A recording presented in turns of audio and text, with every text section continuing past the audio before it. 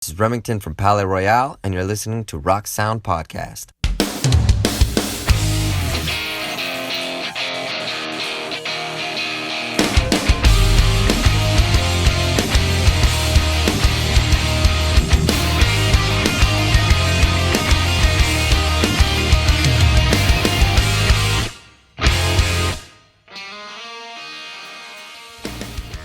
Hello, welcome to the Rock Sound Podcast. I'm Will Cross. You're Tamsin Wills. How's it going? Did you just say you are Tamsin Wills? Yeah. Yeah. Changing it up. I am Tamsin Wills, and I am here. I'm having a very nice time because I get to see Paramore very soon. You do. 2 days, something like that. Well, today, if you're listening to this today on a Friday. So yeah. Currently, you're probably listening to this as I'm losing my shit to Paramore at the O2 in London.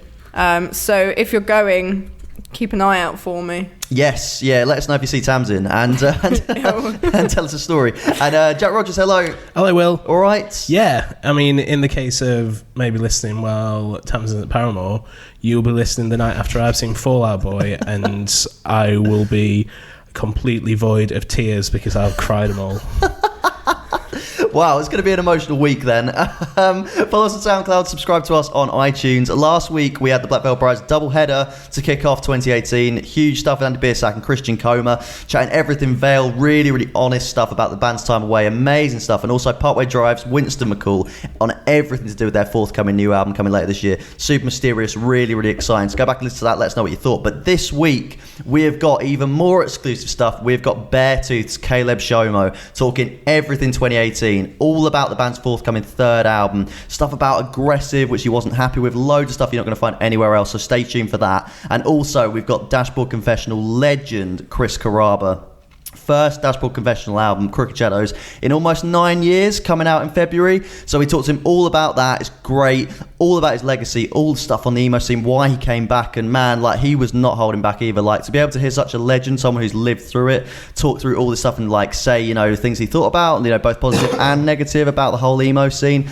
amazing stuff. So stay tuned. But Tamsin, first the news. Michael Bond and Issues have parted ways. Statements from both the band and Michael are online now. Our current cover stars, Palais Royale, have released the video for My Youth Generation. Fall Out Boy have dropped the video for new track Expensive Mistakes. Vans Warped Tour will announce its final full cross-country tour lineup on March 1st. Tonight Life have dropped new song and a video, Disappear, featuring Paris' Ling Gun, and they've also revealed that Rome will replace with Confidence on their upcoming UK tour. That is a tongue twister and a half. Waterparks have released their third and final entertainment video diary online, featuring a series of brilliant and very Parks outtakes.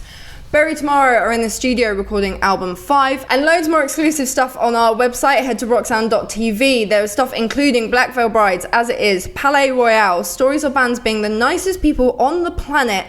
There's stuff with Waterparks and Tonight Alive, track by tracks, and so much more. Yes, awesome stuff. So straight into interview one. So Beartooth, Caleb Shomo. Caleb came into the office to chat to us right at the very tail end of last year. And man, he actually said in this chat you're about to hear that, you know, we caught him on a day where he was like, you know what, I'm just going to tell you everything. So we chatted everything about Aggressive, everything he really thought about that album, and all about what's coming this year. And man, when, you know, it's kind of time to get brutal again, you know, we're talking like disgusting, we're talking sick. Like, I think this is going to be a mega year and a heavy year for Beartooth. So yeah, I'm going to shut up. Here's Caleb Shomo, mastermind of Beartooth, talking everything 2018. Super exclusive. Here we go. So Caleb, thank you so much for joining us on the Rock Sound Podcast. Yeah, buddy. How does it feel that kind of where Aggressive has brought you to, in the sense that, you know, you've bridged that gap between the Warped world and a number of other worlds as well? You know, you've played shows with bands like Avatar to supporting Slipknot, you know. Yeah. That's quite a feat, and it's quite unusual for bands. Like, is that a really good feeling off the back of the album? Yeah. Man, dude. I mean, just straight up, this record has been very interesting, to say the least. So, like, the first record, you know, I had a ton of time. I'd been working on those songs for, you know, some of the songs for months and months. And it came out, and it just fucking happened fast. And, like, you know, fast forward to the second album, and that record was made start to finish in, like, 2 months. You know, from writing to masters being delivered.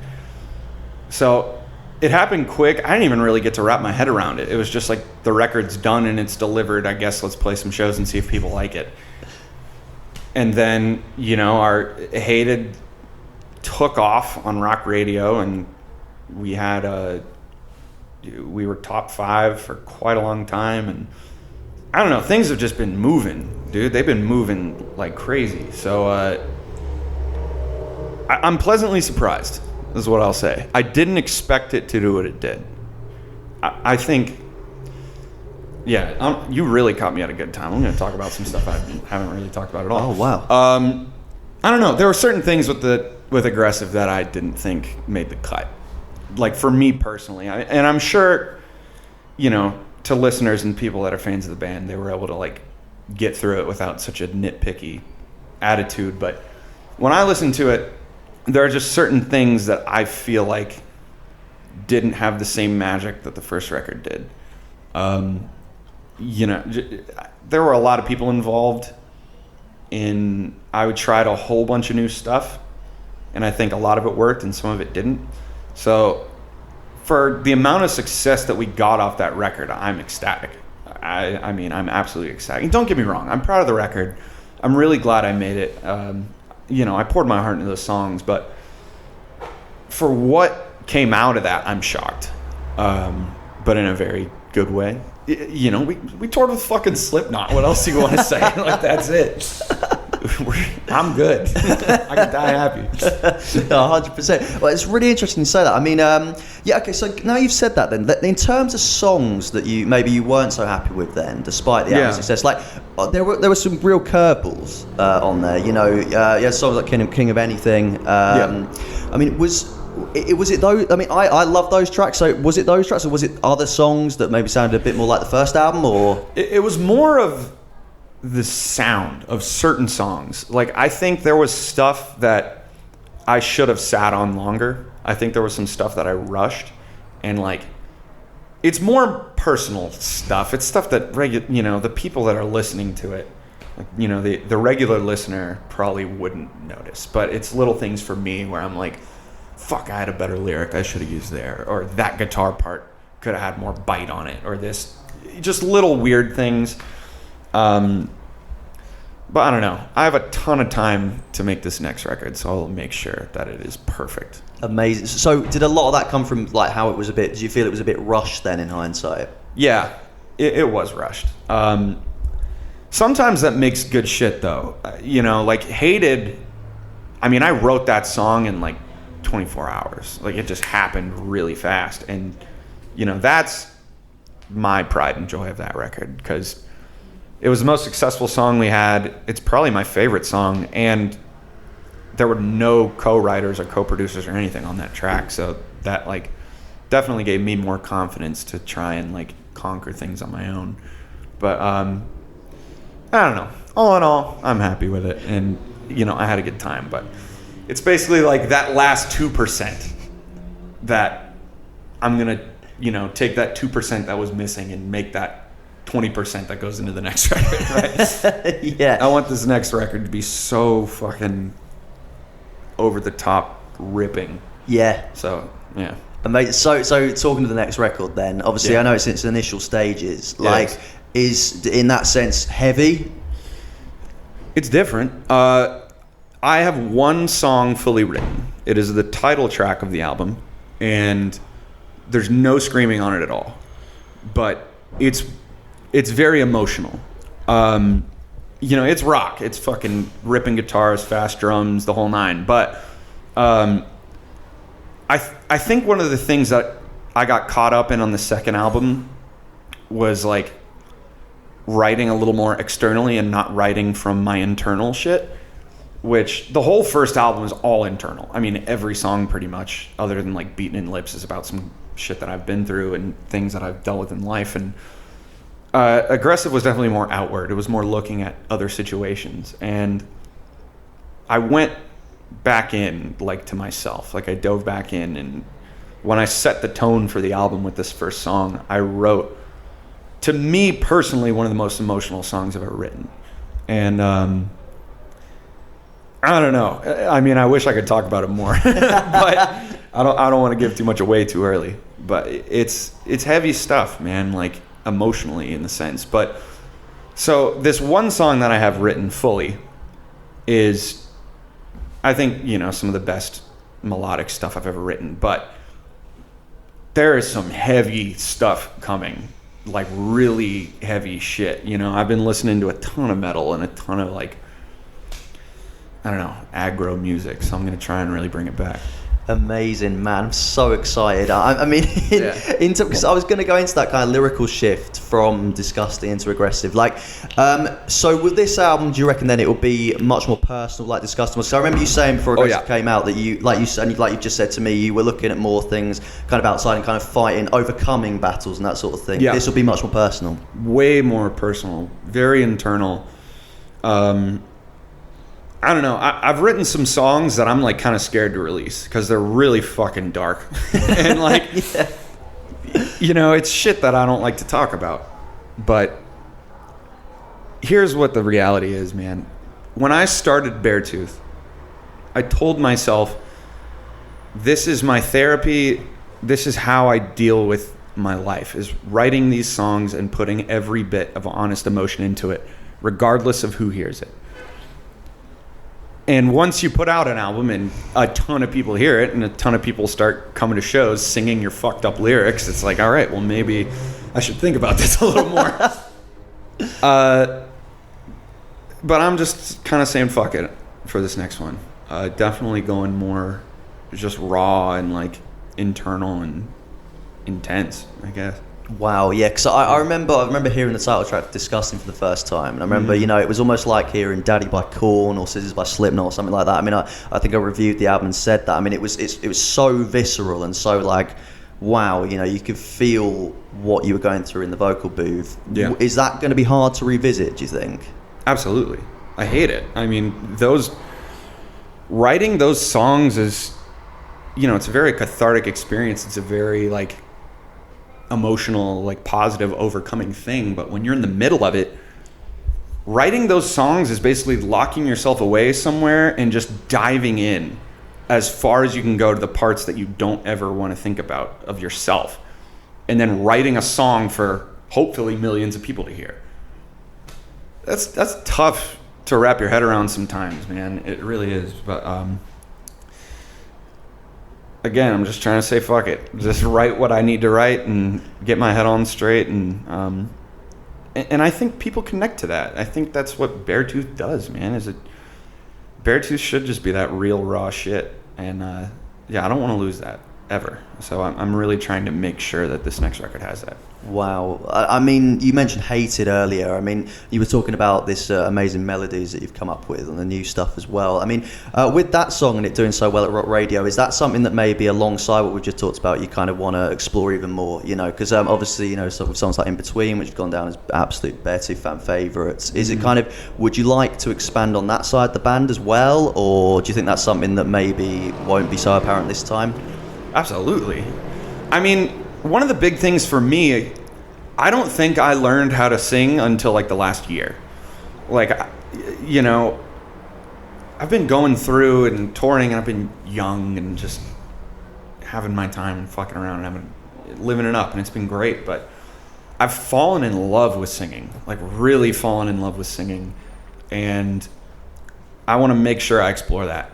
And yeah, I think that'll definitely come out on the next record. I mean, it's not going to be like some cookie cutter bullshit, but it'll be more melodic, definitely, in a lot of aspects. But at the same time, man, I have some riffs that are nuts, if I do say so myself. Don't worry, shit'll still be banging. Amazing. So it's all, as I say, and it will be the same format as come before. It's all you putting everything together. Yeah, that's a very important thing for Beartooth. I mean, just because of, like I said, how personal the songs are, every piece of that is a part of me, and I have to put that on the track. Like, the drums, the guitars, the bass, the vocals, everything is like, I have an equal amount of passion and love for musically. So I think for me to really get the point across and get the emotion across, that's very integral. you know. Definitely, yeah. So as well, I mean, do you think, we were talking before we hit record about, I have a problem and things like that. Right from the start, something that's always stood out about Beartooth is, like you say, is how you haven't held back, and there's that sense of fearlessness in writing about some very difficult things. And do you think that's important? In sense, we're talking about connecting with people and that sort of thing. Do you think, especially in a very flooded music industry these days, do you think it's important to kind of hone your sound and have that sense of fearlessness in what you create with it? Yeah, I mean, if you're scared, then you're going to do a few things. You're either going to just conform and make your radio rock record and isolate your entire fan base and whatever, which we've seen time and time again in the music industry. And that is out of fear. That's absolutely out of fear, because you get a taste of success, and these people, people get addicted. And they're like, how much money can we get for this show? How big can this show get? Well, if we need to do that, we need to be on the radio. If we need to be on the radio, we need to write a radio song. Like, look at the biggest bands that have been on the radio. Like, they didn't write those songs for the radio. The radio came to them, And I think that's radio, and commercial success, I think, needs to be kind of more of the afterthought. Because at the end of the day, if you don't have an honest product that people are going to attach to and fall in love with, like, you won't have that success that you're looking for. And if all you're looking for is that success, you're not going to be able to write those songs. So yeah, song needs to come first, always. Man, I totally agree. I mean, in terms of as well, like, you've collaborated a little bit with John Feldman, and that sort of thing. Do you reckon that's something that you might try again? I know you've done it across the 2 albums, or like, do you think that's something that you might leave this time? Do you think there's a power in that? I mean, how do you feel about that nowadays? Writing with other people, I love it. I mean, don't get me wrong. For Beartooth, it's a little different. And I love working with Feldy because I've been working with him so long that he understands, like, how we work. And we can write very easily. And it's more so like, I rarely write whole songs, if ever, for Beartooth when I'm co-writing. We just write parts or concepts or whatever. And like, when we come up with something great, we record it there, and then I usually take that home to my studio and work on it and make it sound like Beartooth.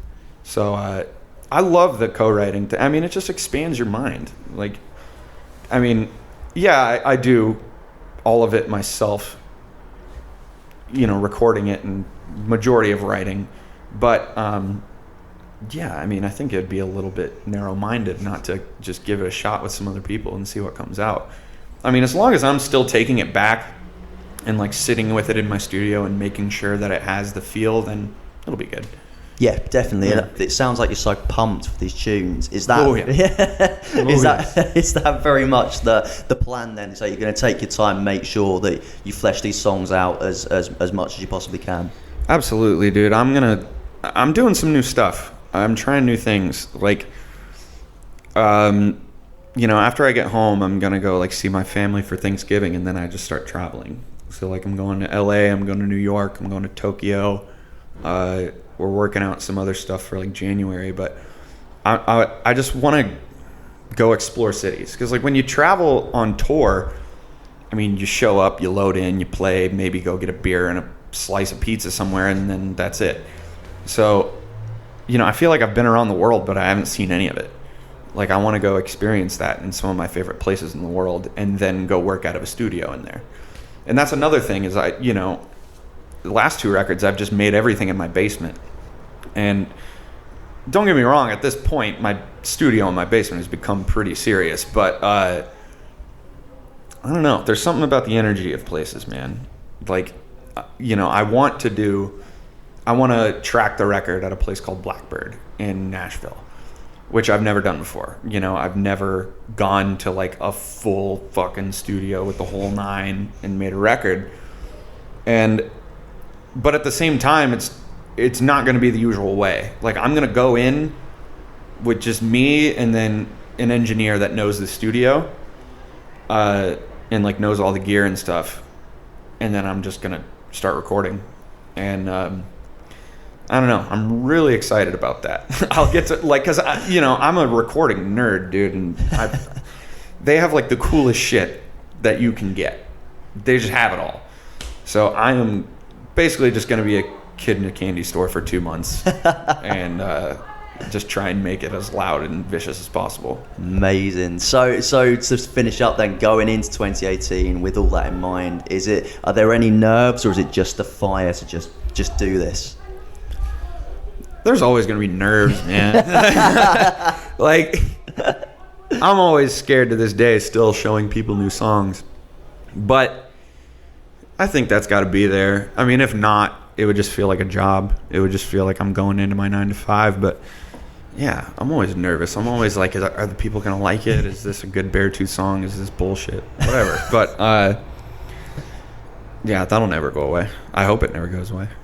Amazing. So yeah, I guess just to end then, like in terms of when new music comes, it'll just come naturally, and I guess we'll just expect it when it's done, I guess. Yeah. I mean, dude, that's how the writing's been so far. I mean, I have bits and pieces of probably 9 or 10 songs. I only have one song that's done, though.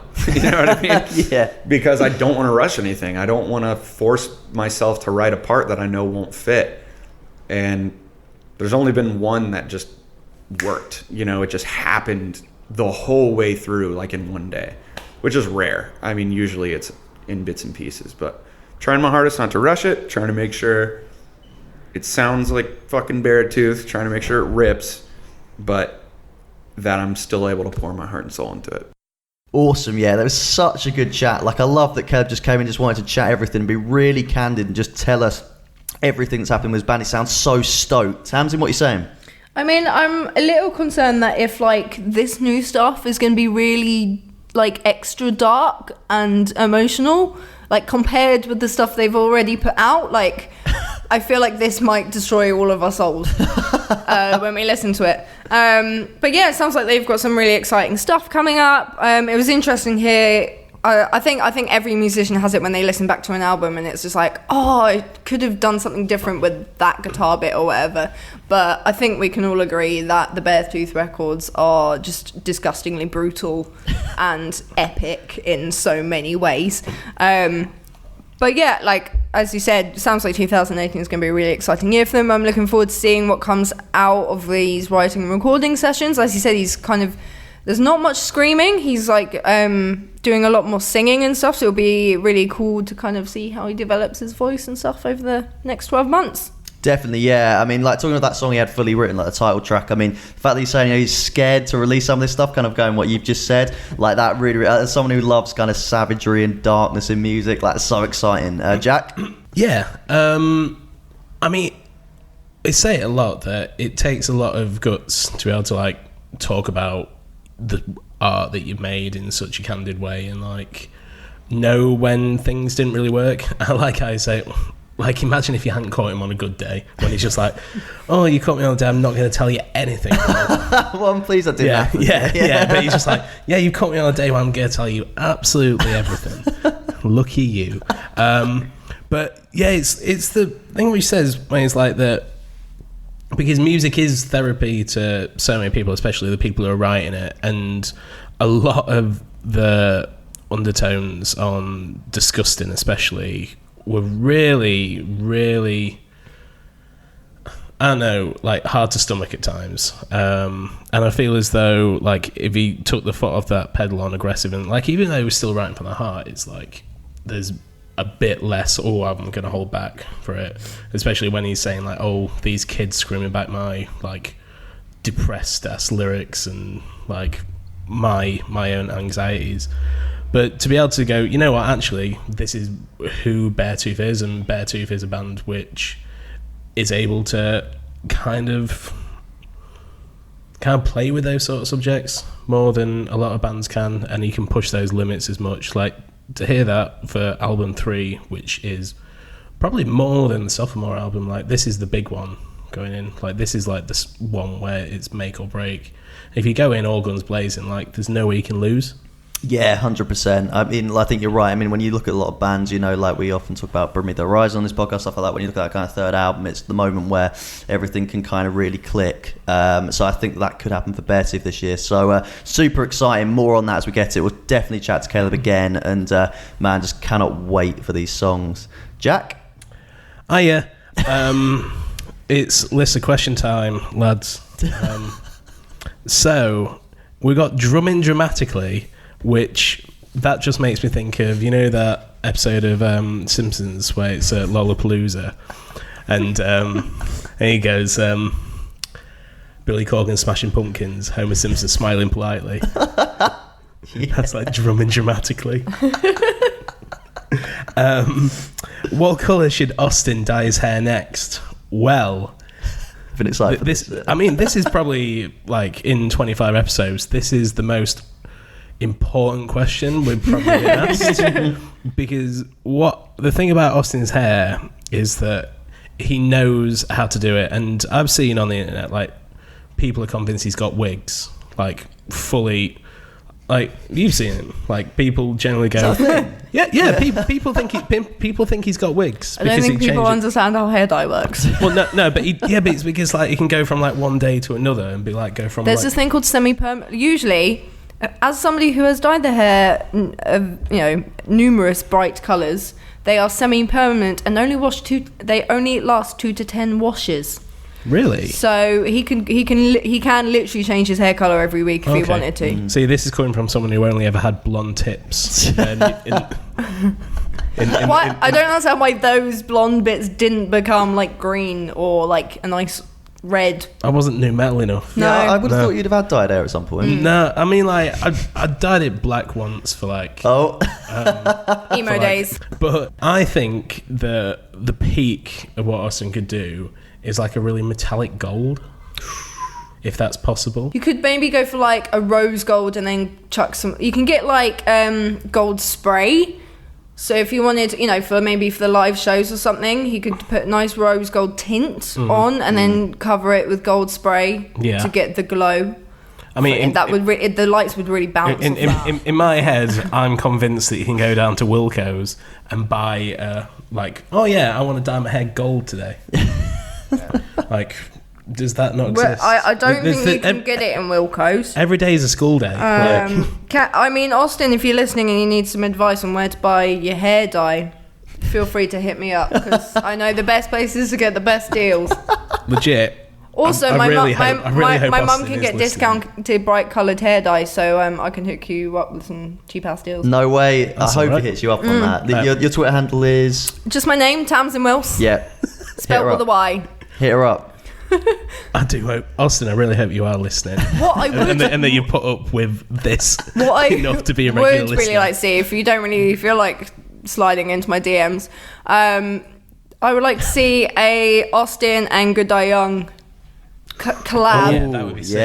Yeah. Maybe just like get various shades going on. Nice rainbow. I feel as though that makes sense though. Like, I don't really get why that hasn't happened Yeah, before. I think that needs to be a thing. Goodeye Young and Austin. So I think Austin needs to hit Hayley up as well and ask for them sweet merch packages. Busy day on Twitter.com.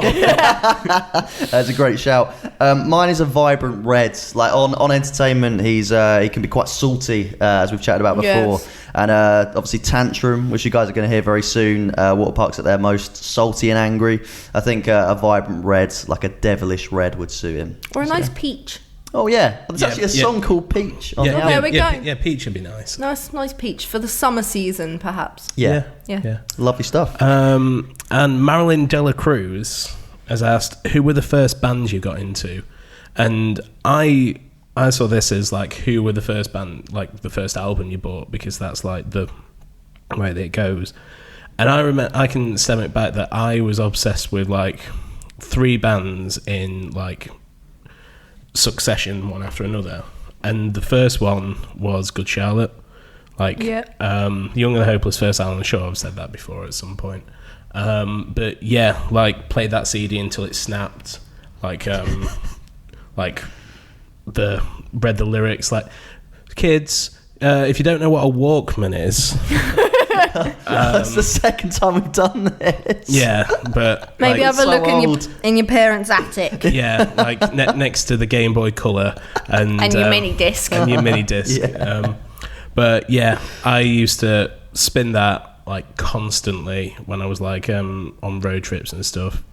And it's mad that I only saw them for the first time in 2010, like at Sonosphere, because there's so many other opportunities to see them. But yeah, like, and seeing as when they toured in December and they were still amazing, and Will can vouch that I had a mad smile on my face for most of it. I haven't seen you happy. Well, you're happy at all gigs, but that was particularly happy. Yeah, I remember you running round at one point. Like, I don't remember that.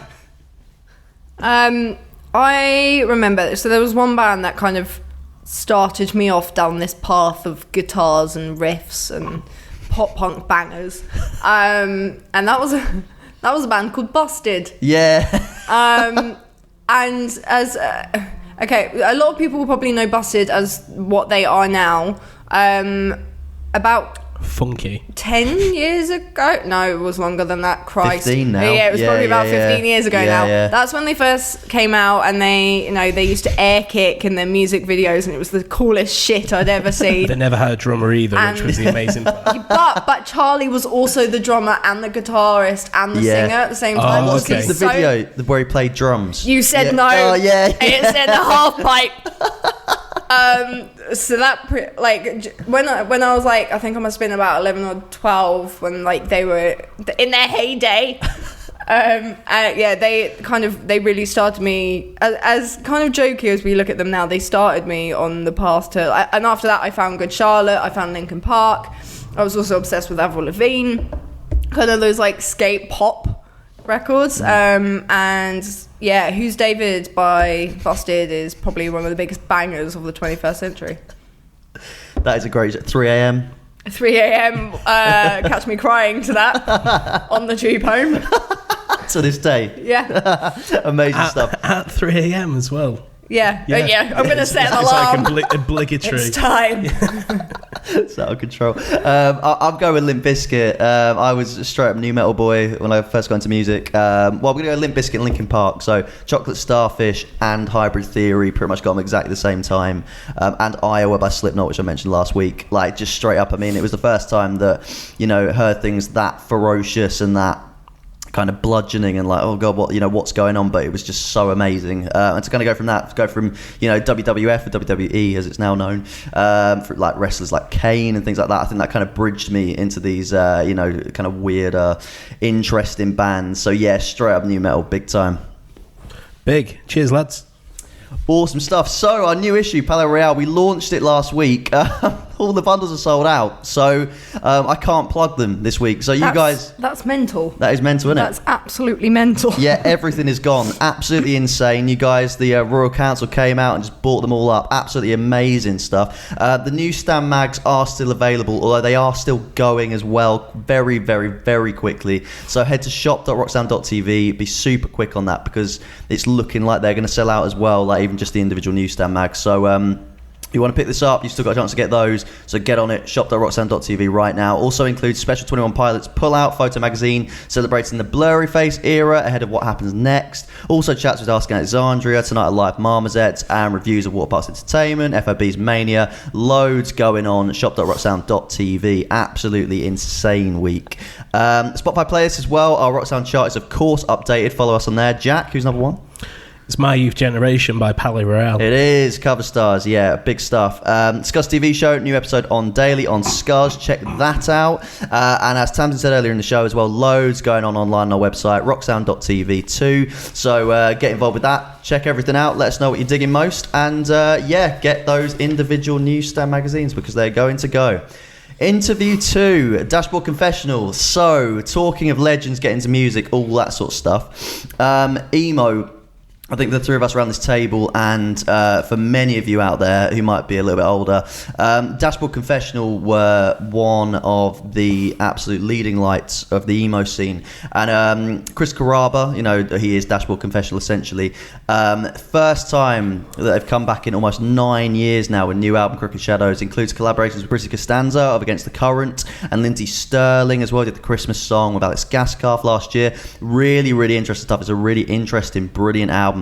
But we went beyond that in the chat as well. Me and chatted about being a figurehead of the emo scene, what he thought on it, things where he felt quite disillusioned with it, and in a way that kind of was roundabout the reason why he ended up coming back to it now. So yeah, this is a super revealing chat. If you're a Dashboard fan, if you're intrigued of who Dashboard are, you got to check this out. Here we go. Chris Carrabba, brilliant stuff. Here we go.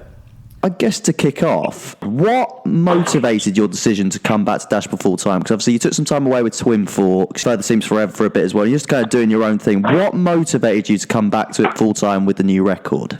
After our last tour on a record, it was the end of a very incredible cycle for us, where we toured over 200 days, sometimes 300 days a year for about a decade.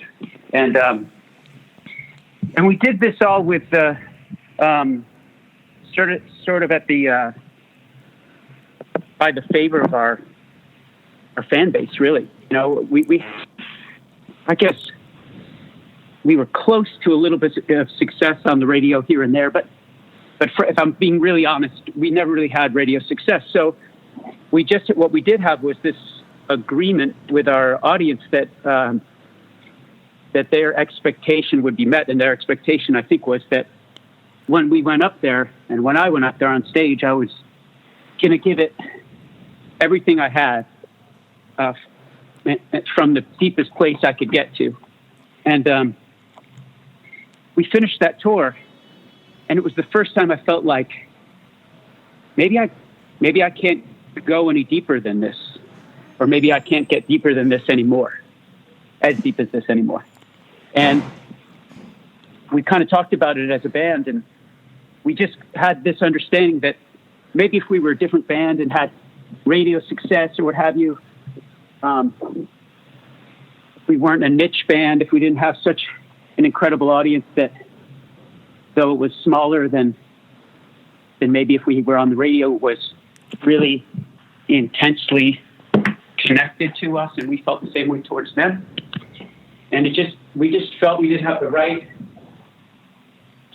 to ever be in danger of phoning it in. So we decided to walk away and trust that it would, or I guess hope that it would be there when life experience brought us back to connecting with the songs as deeply as we had before.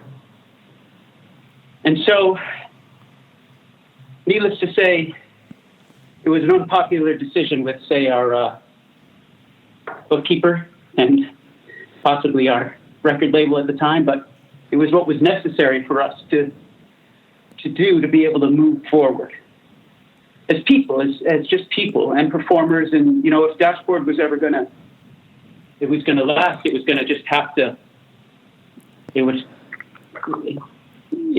be there or it wouldn't be there. I didn't know which it would be. And so we took some time and we did Twin Forks, or I did Twin Forks, and some of the other guys did some other side projects. I did a Further Seems Forever record. I did some solo work. I didn't stop doing music, and I didn't even stop touring. I just stopped touring as Dashboard. I went back and played the clubs of the world, the basements of the world, and the backyards of the country, and reconnected on a much more individual, person-to-person level. And all of a sudden, I found myself writing again. I guess some time had passed, and I found myself writing what I knew were Dashboard songs, if that makes sense. So the songs came first, a song or two, not a whole lot. And then we spent a lot of time together even when we weren't doing the band. And so we talked about it and decided, let's do a show. And the show was incredible. Let's do a tour. The tour was incredible. We did a few more. It was an extraordinary time. But now the songs were kind of demanding to be written, not by anybody but me, really. And I thought that was the luckiest break of all, because my first two records I did kind of back-to-back in almost total anonymity. And here I was again, being able to work privately on this music with nobody pressing me to finish or nobody suggesting how the songs should go according to them and not according to me. And so I was able to just discreetly, slowly make a record in my basement. And that record is Crooked Shadows. Wow. You know, you're seen as a figurehead across, you know, a long period of time now, you know, and what people, you know, like Places You Come to Fear the Most and Swiss Army Romance, you know, Mark and Mission of Brand of Stardust and Summer, all these albums, people absolutely love them and are so influenced by them. It's a very unique position, you know. I mean, did that kind of play into you coming back as well, or was that kind of something that you just, at the time, you'd put to bed, and it was very much just like you say, the songs needed to be written essentially that were coming out of you? I don't think they were reactionary to knowing that people connected with my band. But I certainly felt good about knowing that the songs I had already released continued to have life. Through people sharing them with their friends, or people, you know, or newer bands being influenced by what we'd done, or by what I'd done, depending on what the record cycle was. But I was, I'm pretty removed from the trappings of stardom, I guess. Yeah. So I think what I connect with mostly is just people, and that could be someone that listens. It comes to my show because they connect with my music when they're in their car or on a run or with friends or whatever, or it could be because there's, you know, some young superstar that says that I influenced them, and I don't think one carries more weight than the other. I guess one gets more print than the other, but that's about it. And I do feel really lucky. I do feel very fortunate that I had taken some leaps of faith in my career, and they'd been received well. Not everyone. Not everything I tried was received well. And certainly there was a backlash against our whole scene that I believe was probably somewhat deserved, not entirely. But I think everybody did better by being brought down a peg, probably. I certainly did. Although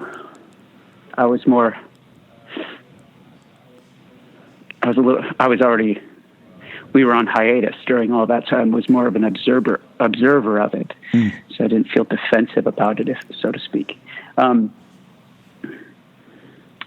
As I make this new music, or as I release this new music, and we're playing with a different generation of people that kind of believe in the same things as us, playing with and for a largely different group of people. I think it's proving to be the luckiest bit of all, is that the songs had staying power.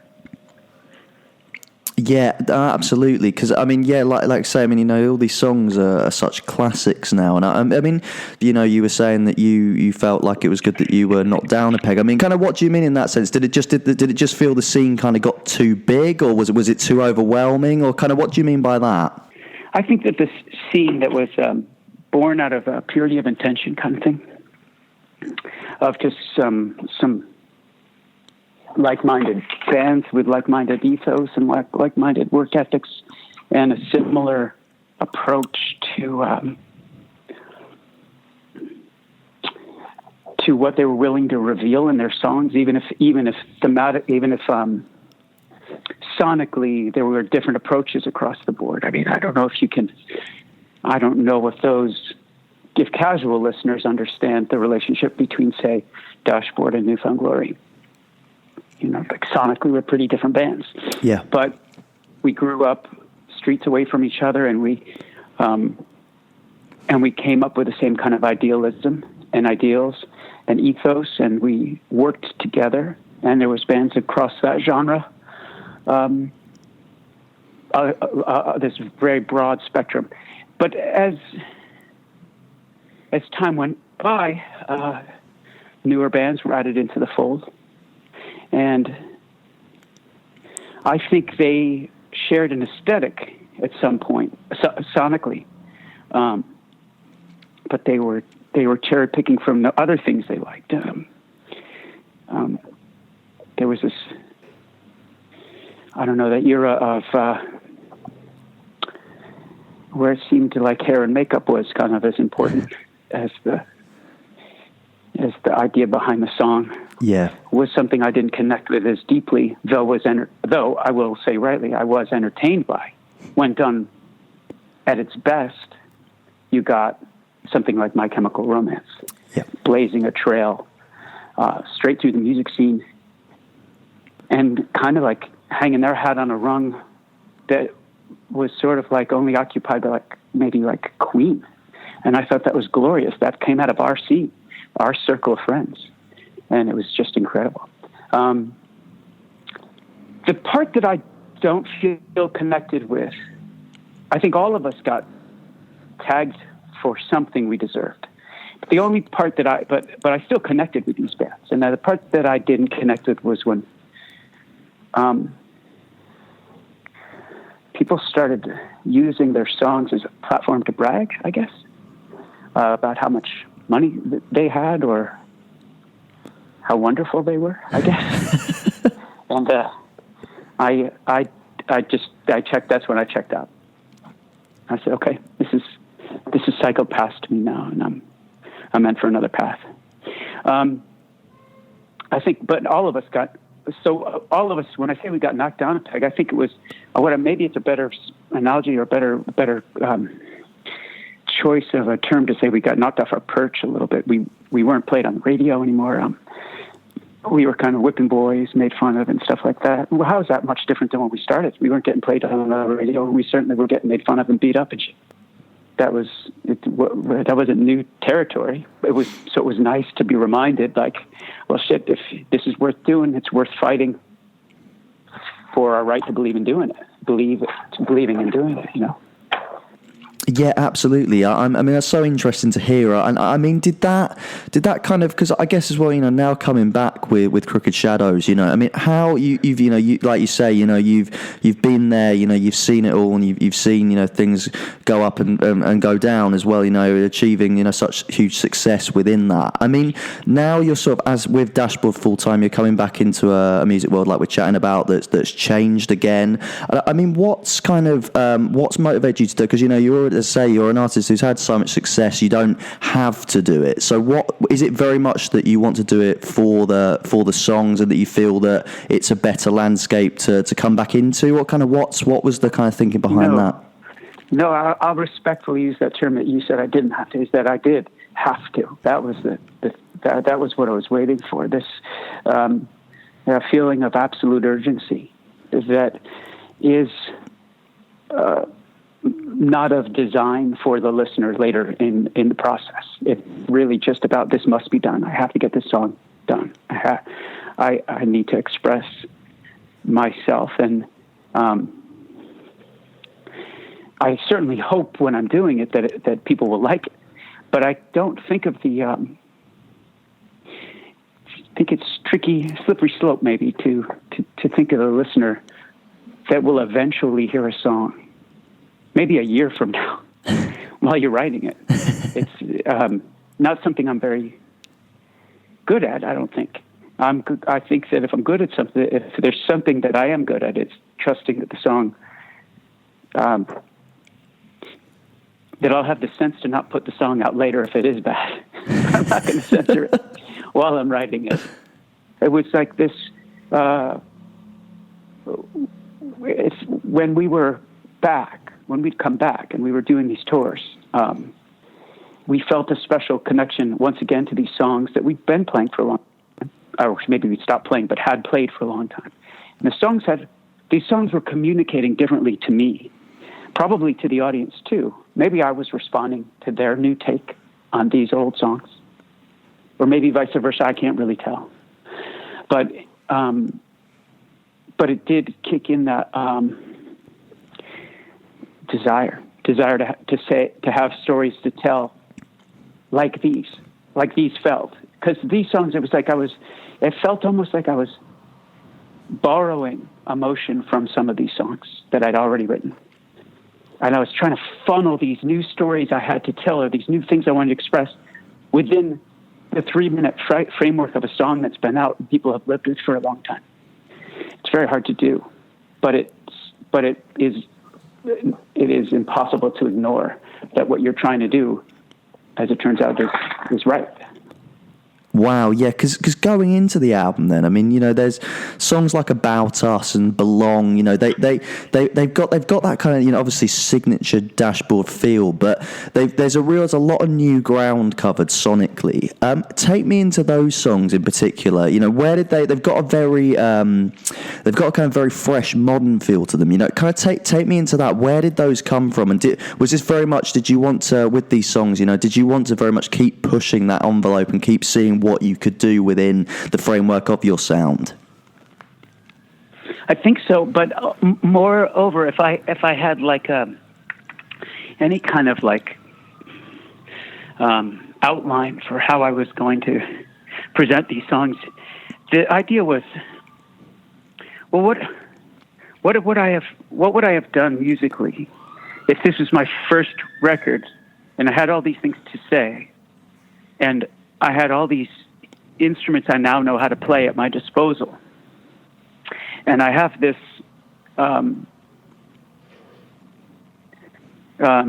interest in a certain sonic palette that I have now.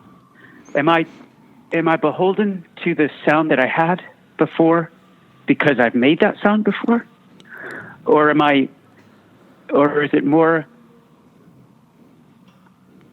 is it more necessary that I express myself with the tools I have in hand as if I'd never made a record before?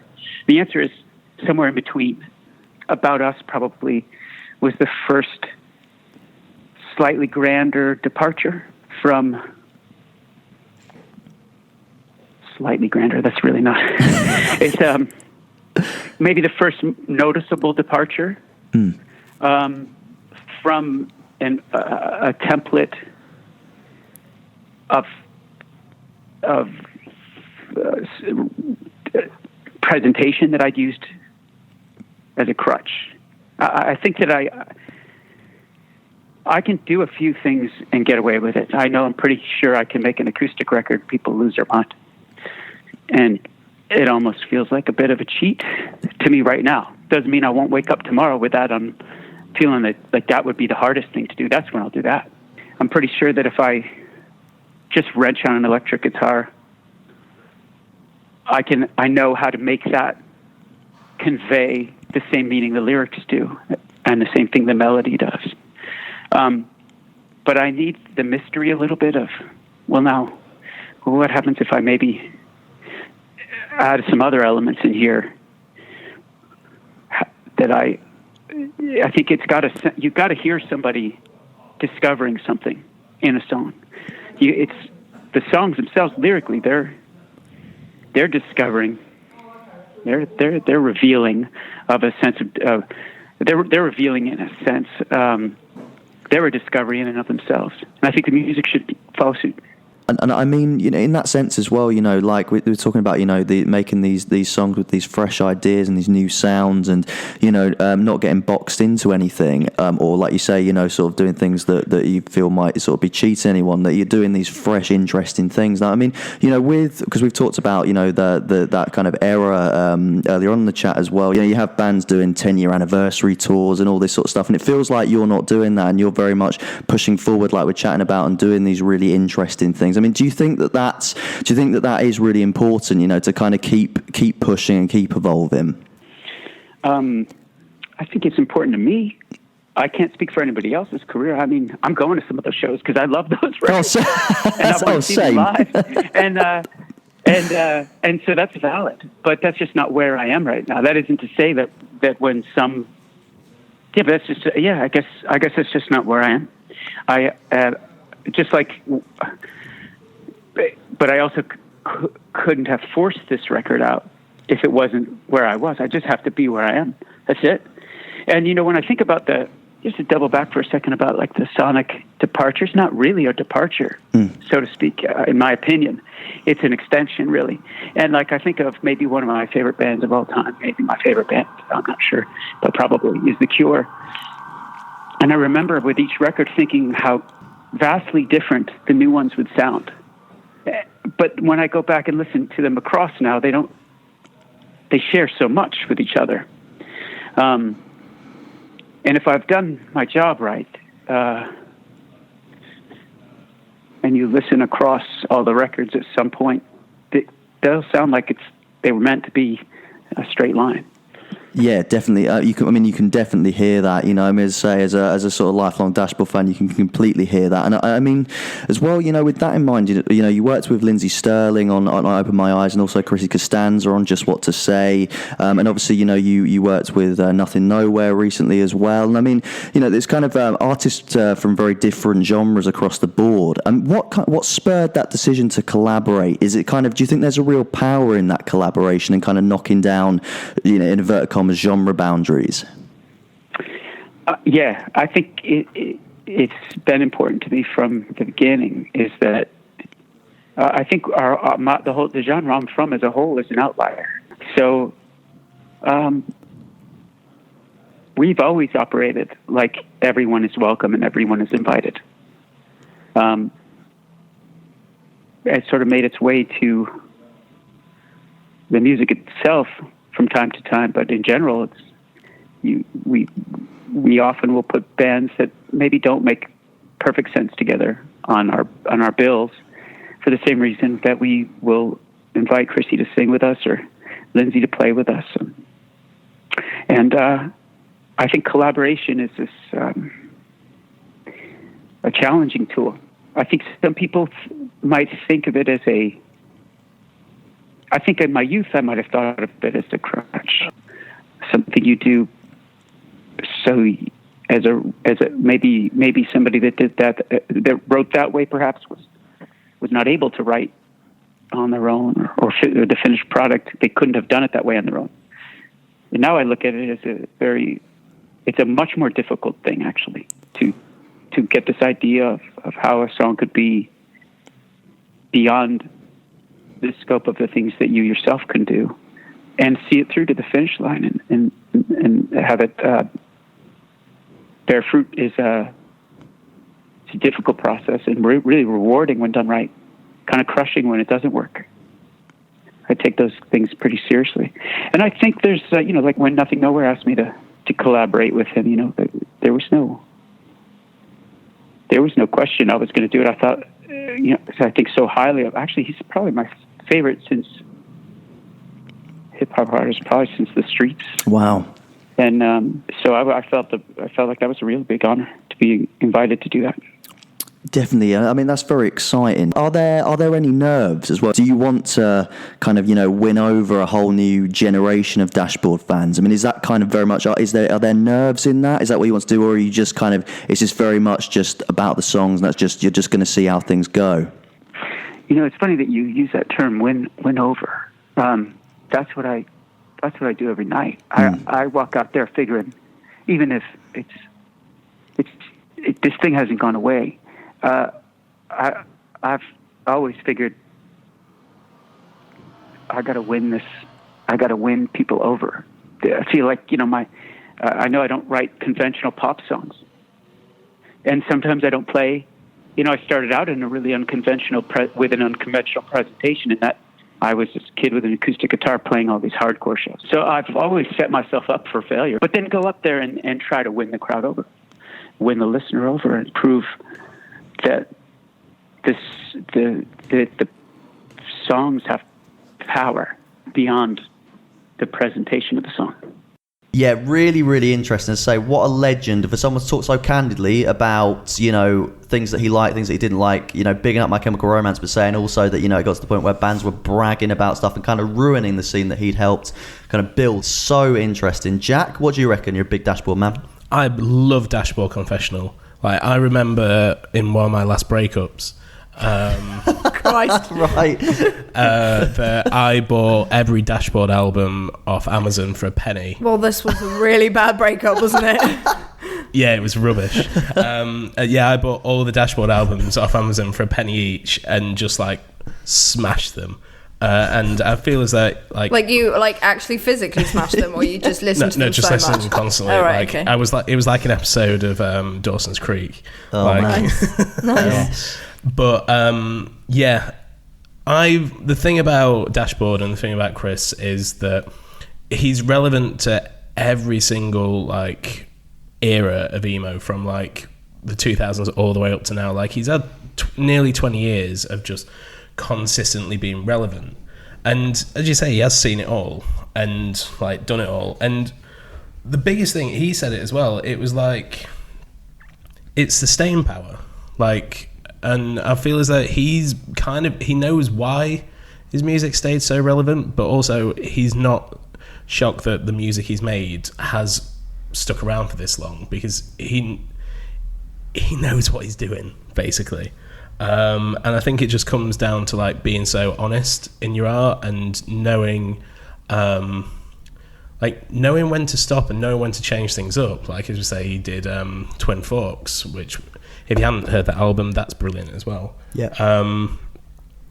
Like completely changing up what he wants to do and not staying stale, and understanding like how, as you've said as well, that on the new album, like there's a collaboration with Cash Cash, who are like a electro pop like trio, and it's a completely different world for him again.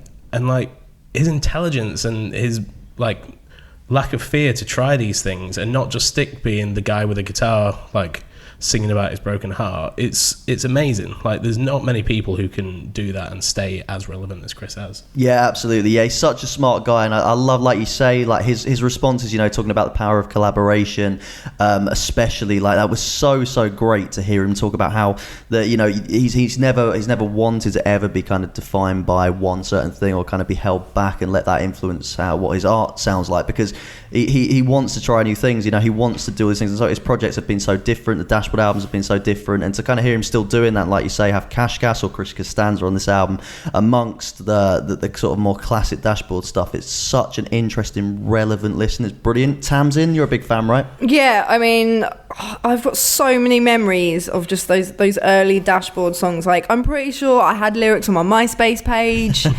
And like, you know, whenever you went, you know, if a boy broke your heart at school or something, like you'd go and listen to Dashboard Confessional. And he's a very smart man. He knew when it was time to be like, you know what, I don't want to be a part of this scene anymore. I don't fit in here. This isn't my time. I'm going to go away, do something else a bit. And like he's come back at like the right time as well. And it's given Dashboard like a whole new life, really. Like bringing people like Chrissy in is a really, really clever move, because it opens, you know, let's be honest, a lot of Against the Current fans probably weren't even born when we were listening to Dashboard Confessional, exactly. Which is terrifying. But at the same time, it opens up his new music and what he's doing now to all of their fan base, and he's gonna find that success and like the love of being on stage and creating music all over again. It's another part of it. It does come down to the fact that so many people, when they've been around for so long, they become nostalgia acts. Like there's very few bands, like you mentioned Newfound, they're a good exception of like that era, who have stayed relevant and still sell out massive crowds. But so many, even from like 2008, those sort of bands, like they're already like tokens on like lineups for like one song. Yeah. But like Dashboard has stayed because he's done things in such a way and like spread his wings so far that like he can, like, everything is fresh. It's like, it's not, there's no point where he's going, oh well, it is one of my new ones, but you don't want to hear that. It's like every single step people want to hear. And the thing as well, like he said, you know, I could have just written an acoustic record about heartbreak and everyone would have loved it, but I didn't want to do that. And he's very cleverly, like, without anyone knowing, put his fingers and worked in like different areas and slightly different genres and stuff. Like, you know, he did the collab with Nothing Nowhere, which was sick. Big, yeah. And then like a few years ago, he played Taylor Swift's birthday. And there's a video online of Taylor Swift and Hayley Williams screaming hands down along with him. Yeah, that video is sick. That's amazing. And And it's just like, just little things like that. It's like, you kind of forget, like, you know, he's friends with Taylor Swift, but he's friends with Nothing Nowhere, who's like this trap emo artist. And then, but he's friends with Newfound Glory. He's friends in the pop punk scene. He's got, he's friends with electro pop artists, with Chrissy Costanza. Like, he knows everyone, and he knows exactly what he's doing, and he's killing it, and fair play to him. Yeah, he's a legit legend. Yeah. Like, I have a very good memory of a few years ago being at an emo, like, just club night in Brighton. Will Gould from Creeper was there because him and some friends had done an Alkaline Trio cover set, and Hands Down came on, and he literally just screamed it from start to finish. In Casey, who is currently drumming for Amity Affliction, they were just literally just screaming at each other, and me and my friends would just stood there just like, I think we should just leave them to it. They're in a moment. Gonna let them have this. And it's just like everyone loves Dash. Every single band that you are listening to right now loves Dashboard Confessional. Yeah, that's absolutely bang on. Yeah, exactly. Like what Tamsin said, you know, all of these bands, they're all influenced by Dashboard. And this album, and like Jack said, you know, he's come back and he's made an album that stays true to who he is and what he does. But it offers so much for everyone as well. If you're a Nothing Nowhere fan, if you're against the current fan, if you're just a Dashboard fan, like everyone's going to love this album. So yeah, just what a legend. Absolutely amazing to be able to have him on the podcast. And also, if you want to delve back, if you're interested by what we're saying, a Mark Mission of Brand of Scar, the Swiss Army Romance, Dusk and Summer, you can't go wrong. Like, they're all gems. So huge shout out to Chris, and yeah, brilliant stuff.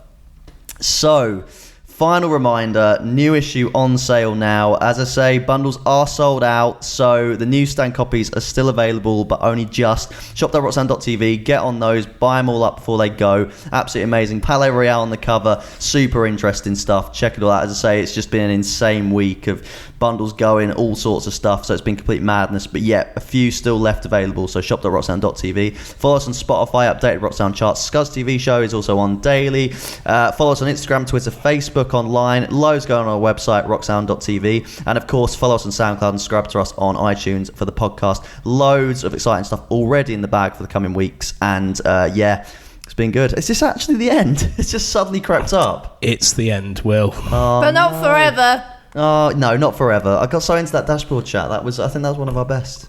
Yeah. It's good when you talk about things. File it under legends. Like, yeah. Stick it in the folder. Yeah. Yeah, exactly. So Tamsin next week is away. So Sorry. Yeah. So we might get Tom Morgan in again. We'll see if you guys remember him. I'm sure you do. And Tom Morgan's coming back. Yeah. Maybe you guys should put like a tweet out or something, be like a vote for which Rock Sound staff member you'd like to feature on the Rock Sound podcast. Yeah, Ben Crudgington, like just loads of votes. There's various options. Crudge, Rob Sace, Andy Rob Biddle, Sace. or Tom Morgan. Ooh. We'll see. Yeah. That's a death match. That's a good poll. That is a really good poll. It's a very good poll. Do you reckon Andy would come on? No. No. Cool. Yeah, it's been amazing. Actually, I had a really good time. We will see you next week. Tamsin will see you in 2 weeks. Yes. And yeah, as I say, loads of exciting stuff in the bag, but we're not revealing what yet. So yeah, see you soon, guys. Bye. Bye. Bye.